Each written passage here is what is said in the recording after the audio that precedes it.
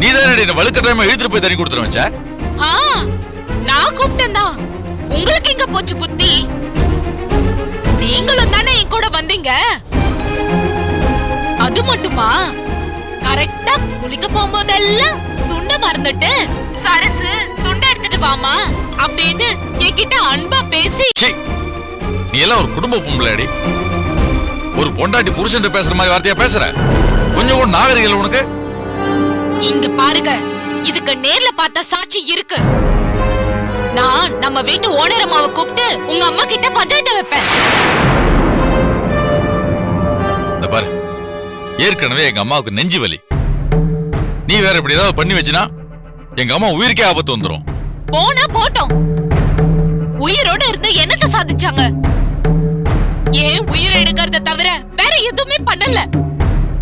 நான் சொல்றது நடக்கதான் போது. நீங்க வேணா பாருங்க. சரசு, எப்ப வீட்டுக்கு வருவீங்க?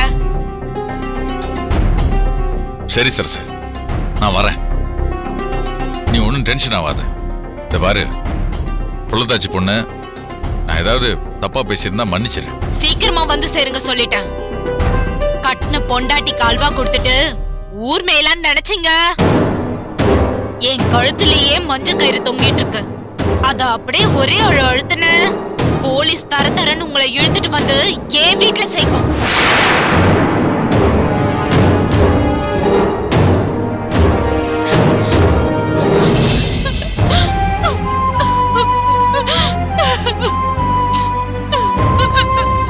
உங்ககிட்ட இப்படி கட் அண்ட் ரைட்டா பேசுற மாதிரி நடிக்கிறேனே தவிர வேற வழி எனக்கு தெரியல. தயவு செஞ்சு சீக்கிரமா வீடு வந்து சேருங்க. ஏண்டி போன்லயா என்ன மிரட்டுற? உன் மிரட்டலுக்கு பயந்த மாதிரி நடிக்கிற தவிர எனக்கு வேற வழி தெரியலடி. என்னையா மன்னிப்பு கேட்க வைக்கிற? அவ்வளோ சீக்கிரத்துல நீ இழுத்து இழுப்புக்கெல்லாம் நான் வந்துருவேனா? விட மாட்டேன்டி. தப்பு செஞ்சுட்டு மன்னிப்பு கேட்கறோம் மனுஷன். ஆனா தப்பு செய்யாமையே மன்னிப்பு கேட்கறோம் தான் புருஷன். எனக்கு புரிய வச்சிட்டல. விட மாட்டேன்டி உன்னை. நான் யாருன்னு காட்டுறேன்.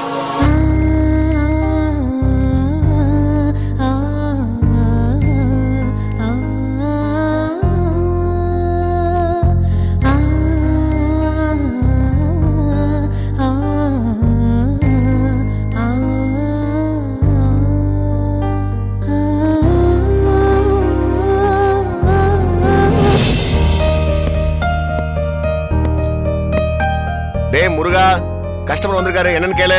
சார் வணக்கம். எப்படி சார்? ஐயோ சார், நான் கஸ்டமர் நினைச்சேன் சார். உட்காருங்க சார், உட்காருங்க சார். என்ன சார் விஷயம்? சார், நீங்க செய்யறது கொஞ்சமாவது நியாயமா? ஆமா சார், இது நியாயமான வேலை கடை சார். அது இல்ல சார், சுந்தர்லிங்கன்னு ஒருத்தர் இறந்து போய் ஆபீஸ உங்ககிட்ட ஒப்படைச்சிட்டாங்க. அங்க போட்டது போட்டபடி வேலையெல்லாம் அப்படியே கிடக்குது. நீங்க இன்னும் முக்கியமான ஃபைல்ஸ் டாக்குமெண்ட்ஸ்ல எல்லாம் கையெழுத்து போட வேண்டியது இருக்கு சார். சார், நீங்க ஒரு லாயர். தாத்தா அந்த ஆக்சிடென்ட்ல தலையில அடிபட்டு தப்பா உயிர் எழுதிட்டாருன்னு நினைக்கிறேன் சார். எனக்கும் சங்கருக்கும் அவரெல்லாம் சொத்து எழுதி கொடுக்க மாட்டார் சார். ஏன்னா அந்த அளவுக்கு அவருக்கு எங்க 2 பேர் மேலேயும் கடுப்பு இருக்கு சார். அதெல்லாம் முடிச்சு போன கதைங்க. அவரு சொல்ல சொல்ல உயிலை எழுதுனது நான். அவரு என்ன செய்யணும்னு தெரிஞ்சுதான் இந்த உயிலையே எழுதி இருக்காரு. எனக்கு முழு விவரமும் தெரியும். நீங்க முதல்ல ஆபீஸுக்கு கிளம்புங்க. அப்ப சங்கர் இத்தனை நாள் ஆபீஸ்க்கு வந்து பாக்கலீங்களா? அவரு ஆபீஸுக்கு வரலையான்னு நீங்க கேக்குறீங்க. நீங்க ஆபீஸுக்கு வரலையான்னு அவரு கேக்குறாரு. அவரோட எம்டி பதவி விட்டுட்டு அவரு ஏதோ ஒரு கம்பெனி வேலையா இன்டர்வியூக்கு போயிருக்காரு. நீங்க என்னடான்னா வேலையை விட்டுட்டு இங்க அரிசி கடையில வந்து உட்கார்ந்துருக்கீங்க. சார், ஏற்கனவே எனக்கு அரிசி மண்டியில வேலை இருக்கு. சரி, அவன் தான் வேலை கிடைக்காம அலைஞ்சிட்டு இருக்கானே, அதனால நான் தான் அவனுக்கு தாத்தா ஆபீஸ் போக சொன்னேன் சார். நல்ல கதையா இருக்கு போங்க. நீங்க 2 பேரும் சேர்ந்து மாத்தி மாத்தி என்ன ரொம்ப கஷ்டப்படுத்துறீங்க. ஏங்க, அவனுக்கு வேலை கிடைக்கலன்னு ரொம்ப கஷ்டப்படுறாங்க. உங்களுக்கு எம்டி போஸ்ட் கிடைச்சோம், அதை நீங்க சீண்ட மாட்டேங்கிறீங்க. சார், நான் ஃப்ரீயா தான் இருக்கேன். மாப்பிள்ளைக்கு பதிலா நான் வந்து எல்லா ஃபைலையும் கையெழுத்து போட்டுமா? எல்லாம் என் நேரம். ஐயா, நீங்க புறப்படுங்க.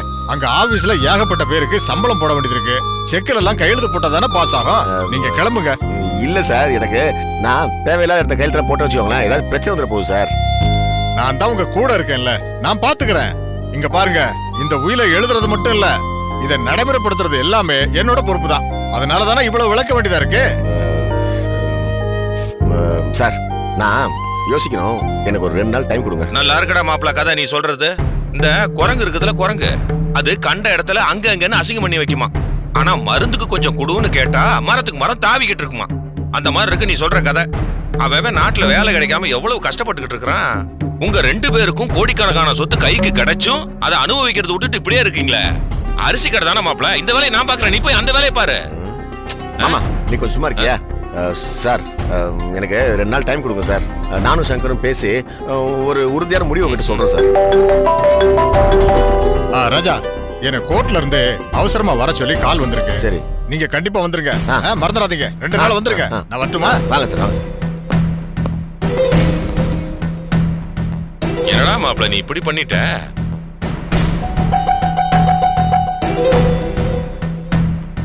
டேய் மாப்பிள, 2 நாள்லயாவது ஒரு நல்ல முடிவை சொல்றா.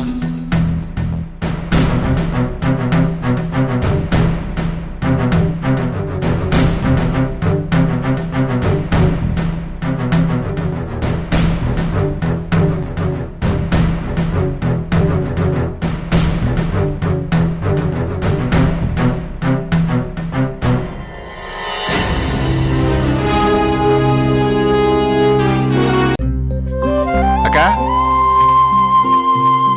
அக்கா, வாடா சங்கர், என்ன திடீர்னு வந்திருக்க? ஒரு ஃபோன் கூட பண்ணல? பண்ணல, வெறுப்பா இருந்துச்சு, உன்னை பார்க்கணும்னு தோணுச்சு, அதான் வந்தேன். அது சரி, நீ ஏன் இவ்ளோ டல்லா இருக்க?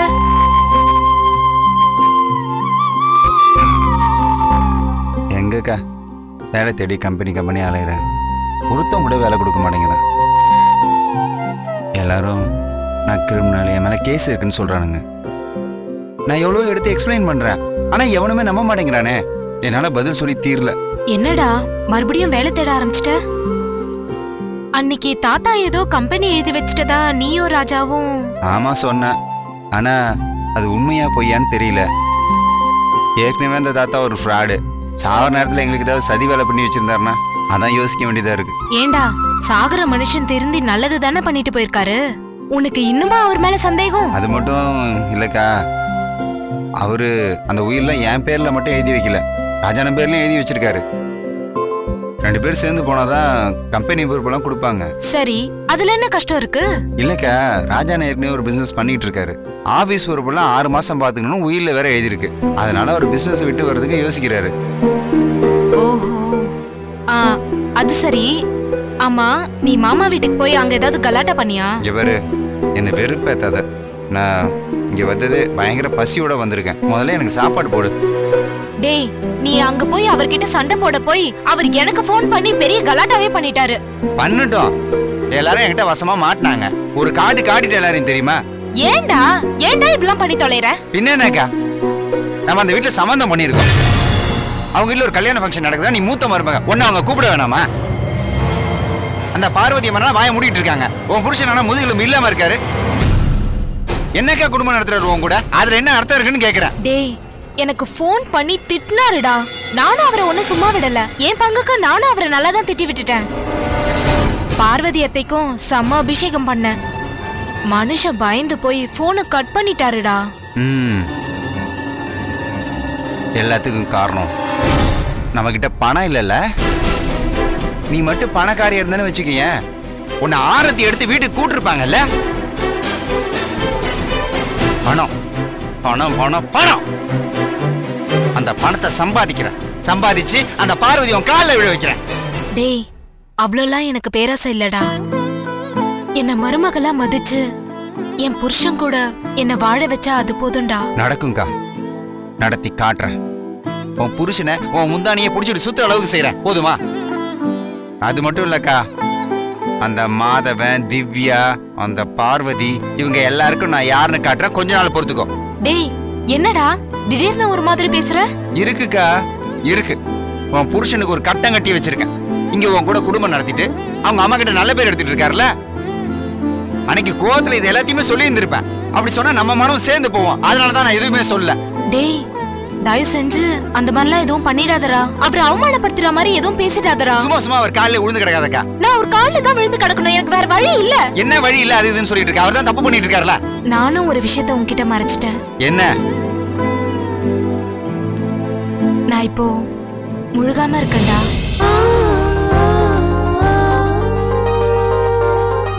அக்கா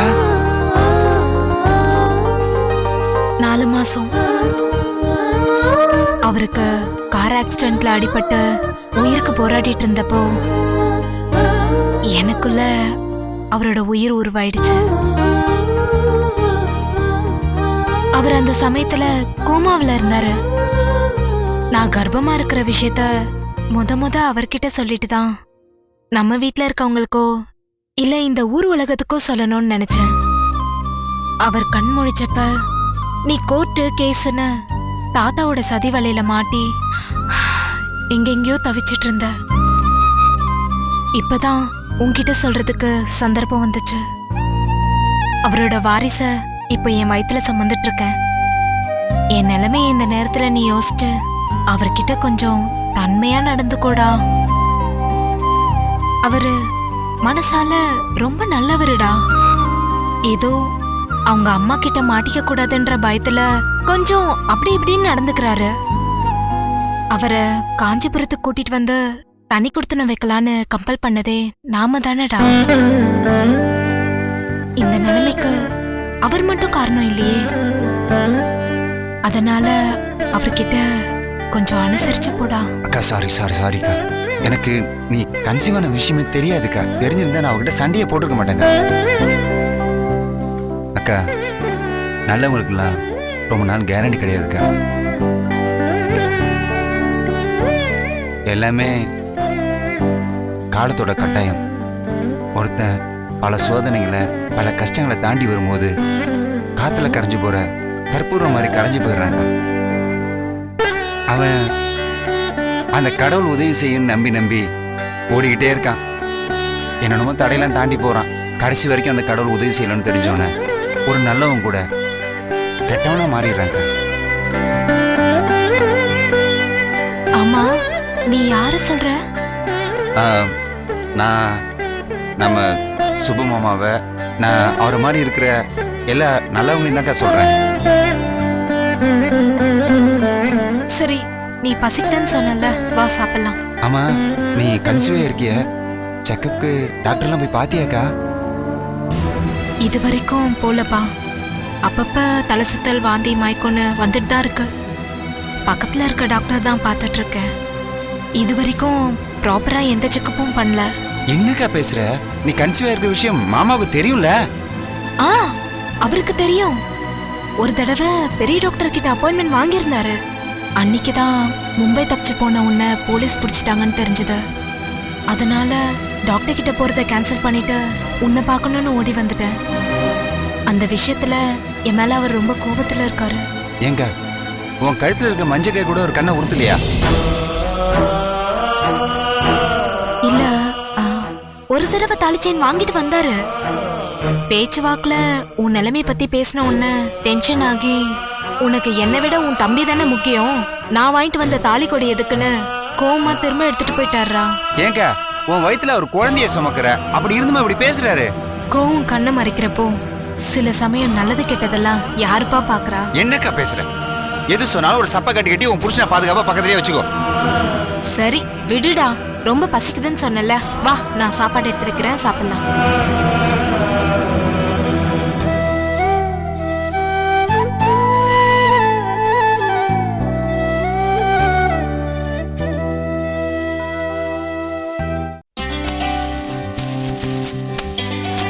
பாத்துப்படி. அப்பாடா, ஒரு வழியா ரிசப்ஷன் கிராண்டா நல்லபடியா முடிஞ்சது. ஆமாமா, ரகு எங்க? அவன் தானே ரிசப்ஷன் ஏற்பாடெல்லாம் பண்ணனா, அதான் தூங்கிட்டு இருக்கான்பா. சரி விடு. மா, இங்க பாரு, சாமி படம் எல்லாம் பிரசன்ட் பண்ணிருக்காங்க. என்ன சாமியார் நினைச்சிட்டாங்களா? அன்பா குடுக்கற பரிசு அப்படியெல்லாம் சொல்லக்கூடாதுடா. அட போமா, நீ வேற ஏதோ வித்தியாசமா புதுசா ஒரு பரிசு கொடுத்தா பரவாயில்ல. உதாரணத்துக்கு சீஷல்ஸ்கோ இல்ல மால்தீவ்ஸ்கோ ஒரு ஹனிமூன் டிக்கெட் கொடுத்தா எவ்வளவு நல்லா இருக்கும். நல்லாதான் இருக்கும். ரொம்பதான் ஆசை உனக்கு. நீ எத்தனை பேருக்கு அந்த மாதிரி பண்ணிருக்க? ஐ, நான் என்ன பைத்தியமா அந்த மாதிரி வாங்கி கொடுக்கறதுக்கு? அப்போ அவங்க மட்டும் வெளிச்சம் வாங்களா? மதுவா இங்க பாரு, யாரோ செல்போன் ரீசார்ஜ் கூப்பனை கொடுத்திருக்காங்க. யாருன்னு காட்டு. மாவனே, அவன் கொடுத்த கூப்பன்ல ரீசார்ஜ் பண்ணி அவனே 4 காட்டு காட்டுறேன். ஏய், கொடுத்திருக்கிறவங்களோட பாசத்தை தான் பார்க்கணுமே தவிர அதை விட்டுட்டு பார்சல் என்ன இருக்குன்னு பார்க்க கூடாது. அம்மா, நான் கடை வரைக்கும் போயிட்டு வந்துடுறேன். திவ்யா, கோச்சிக்காம அண்ணனுக்காக ஆட்டுக்காலும் தலைக்கறியும் வாங்கிட்டு வரியா? மாதவா, நான்வெஜ் சாப்பிட்டா மொரட்டுத்தனம் வரும் இல்லத்த? சாப்பிட கத்து கொடுத்ததே அம்மா தான். சரி, நான் பார்த்து வாங்கிட்டு வரேன். சரிம்மா.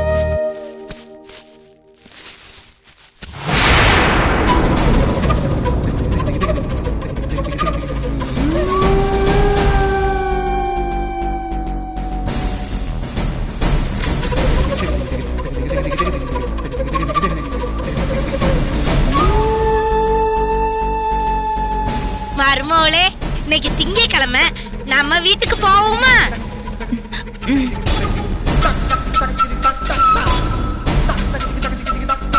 திங்கட்கிழமை வந்தாலும் வரலானா நான் தானும் வந்து நிப்பேன்னு சொன்னேன் பாத்தியா?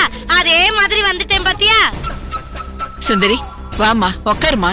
நான் ஒண்ணுங்க உட்காருக்கு வரல. எங்க வீட்டுல சேர் இல்லையாங்கும். ஏன் இப்படி எல்லாம் பேசுற சுந்தரி? பின்ன என்ன, உங்க வீட்டுல நீங்க உங்க மருமகளோட சந்தோஷமா ஜாலியா பேசுற மாதிரி நான் என் மருமகிட்ட பேசணும்னு ஆசைப்பட மாட்டேனா? என்ன மருமகளே, பெட்டிக்கிட்டி எல்லாம் கட்டி கிளம்பியாச்சா இல்லையா? இல்ல அத்த. உங்க வீட்டுல பெட்டி இல்லையாங்கோ? அத்தை வேணா புதுசா பெட்டி வாங்கி தட்டுமாமா?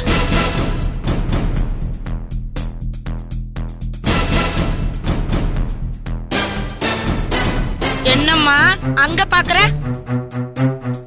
அன்னைக்கு நான் வான்னு கூப்பிட்டப்ப எங்க அண்ணனுக்கு ரிசப்ஷன்லாம் முடியட்டும் அத்தை, உங்க கூட வாரேன்னு சொன்னல. இப்பதான் உங்க அண்ணனுக்கு எல்லாம் முடிஞ்சு போச்சுல, வர வேண்டியது தானே? எனக்கு உடம்பு சரியில்லை. ஒரு 2 நாள் இருந்துட்டு உங்க பையனை அனுப்புங்க, நான் அவர்கிட்ட வேணா பேசிக்கிறேன். ஏமா, இப்பதான் பைய தூக்கிக்கிட்டு மார்க்கெட்டுக்கு கிளம்புன, இப்ப உடம்பு சரியில்லைங்கிற? யாராவது நம்புவாங்களா? திவ்யா, இப்பதான் இங்க செட்டில் ஆயிடுச்சு இல்லம்மா, நீ கிளம்புமா. ஆமா திவ்யா, அதான் அம்மாவை பார்த்துக்க ரேக்கா இருக்கல, நீ கிளம்பு. நான் பாத்துக்கிறேன் திவ்யா, நீ கிளம்பு. உன் வாழ்க்கையே முக்கியம் தானே? இல்ல, நான் போகல. அவர் வரட்டும், அவர்கிட்ட நான் சில விஷயங்கள் பேசணும். அதுக்கப்புறமா நான் முடிவு பண்ணிக்கிறேன். இந்த பாருங்க, நீ உங்க பொண்ணோட பேச்சு எதுவுமே சரியில்லை, பாத்துக்கங்க, சொல்லி வைங்க. சுந்தரி, இவளுக்கும் மாப்பிளைக்கு ஏதோ பிரச்சனை போல இருக்கு. இல்லனா திவ்யா இப்படி வராம இருப்பாளா? எந்த வீட்லயாவது மருமவ இப்படி கோச்சிக்கிட்டு தாய் வீட்டுல வந்து உட்கார்ந்துகிட்டா மாமியார் தான் கூப்பிட வருவாங்களோ?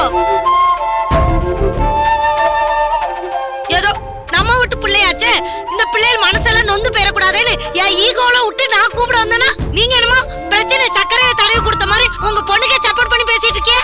இத பாரு சுந்தரி, நான் சப்போர்ட் பண்ணி பேசல. ஏதோ பிரச்சனை, மாப்பிள்ளை வந்தா பேசிக்கலாம்னு சொல்றேன் இல்ல. அந்த பிரச்சனையை தீர்த்து அனுப்பலனா அங்க வந்தும் கண்ணை கசக்கிட்டு தானே நிப்பா. அப்புறம் உனக்கு தானே கஷ்டமா? இந்த பாருங்க, நீங்க என் மருமவ முன்னாடி என்னைய கேவலப்படுத்திட்டு இருக்கீங்க. இதனால பாதிக்கப்பட போறது என் வாழ்க்கையில உங்க பொண்ணோட வாழ்க்கை தாங்கிறத தெரியாம மெத்தனமா பேசிட்டு இருக்கீங்க. என்ன சுந்தரி, என்ன சொல்ற? நான் என்ன பண்ண என் மேல கோவப்படுற? இந்த பாருங்க, ஏதோ உங்களுக்கு உடம்பு சரியில்லைன்னு நான் ரொம்ப விட்டு கொடுத்து போறேன், நீங்க அதை ரொம்ப ஓவரா எடுத்துக்கிறீங்க. அத்தை, அம்மா ஏன் திட்டுறீங்க? உங்க அம்மைய மட்டும் திட்டல, உன்னைய சேர்த்து தான் திட்டிட்டு இருக்கேன். பிள்ளையில பாரு, பிள்ளையில இவளுக்குன்னு சேர்ந்தது 3 அண்ணமார்கள் இருக்கீங்களா இந்த வீட்டுல? இப்படி வந்து உட்கார்ந்துட்டு இருக்காளே, அவளுக்கு என்ன பிரச்சனை ஏது பிரச்சனை நீ எவனாவது யோசிச்சு பாத்தியலா? நீ மட்டும் நல்ல வக்கனையா கல்யாணம் பண்ணிட்டு வந்துட்ட. அத்தை, அதிகமா பேசாதீங்க. நீ வாய் மூடுறி. நீங்க எல்லாருமா சேர்ந்து வாய் மூடிட்டு இருந்த என்ன நல்ல பொத்தல் வாய் மாதிரி திறக்க வச்சுட்டியே. இனிமேல் இது வாய் மூடாது. இந்த வீட்டுல எல்லாத்தையும் பேசுற உரிமை எனக்கு இருக்கு. இது அண்ணன் வீடு. இந்த தங்கச்சிக்காரி இப்படி வாழவட்டியா வந்து உட்கார்ந்துட்டு இருக்காளேன்னு ஊர்ல 4 பேர் பேசுவானேன்னு கொஞ்சமாவது இந்த வெக்கம் மான இதெல்லாம் வேணாம். சுந்தரி, வார்த்தை அளந்து பேசு. கொஞ்சம் பேசாம இருங்கம்மா. அத்தை, நானும் அம்மாவும் திவ்யாக்கு அட்வைஸ் பண்ணிட்டு தான் இருக்கோம். என்னத்த அட்வைஸ் பண்ணி கழிச்சிய? அதே மாதிரி தான் நடந்துகிட்டு இருக்கா. நீங்க 3 பேரும் என்னடா பண்ணிருக்கணும்? என்ன நடந்தது பிரச்சனைன்னு என் வீட்டு வாசப்படி ஏறி வந்துல கேட்டுக்கணும். பிரச்சனையை முடிக்கிறத விட்டுட்டு அதை வளர்த்துக்கிட்டு தானே இருக்கிறியே. சரி அத்தை, இப்ப என்ன பண்ணணும்ன்றீங்க? அவ வந்த 2வது நாளே அவ செவுல 2 அரை விட்டு என் வீட்டுல வந்து விட்டுருக்கணும்டா. அது எப்படி அத்தை பண்ண முடியும்? ராஜா ரெகுலரா இங்க வந்துட்டு போறாரு. இவரும் அவரும் நல்லா தான் பேசிட்டு இருக்காங்க. இது மட்டும் இல்லாம அவர் சொல்லிதான் இவ இங்க இருக்கா. இது ரெண்டும் உங்ககிட்ட போய் சொல்லி நடிச்சிட்டு இருக்குங்க. ஏன் நீ கல்யாணம் பண்ணி உன் பொண்டாட்டி முந்தாடிய பிடிச்சிக்கிட்டே திரியிறியே, ஓ மரமண்டையில ஏறல? அம்மா நான் பேசாம தானே இருக்கேன், எதுக்கு என்ன வம்புக்கு இழுக்கிறீங்க? ஐயோ அம்மா, நான் உன்கிட்ட எல்லாம் சண்டைக்கு வரல. எல்லா பொண்ணுங்க வாழ்க்கையும் இந்த மாதிரி அம்மாவால தான் வீணா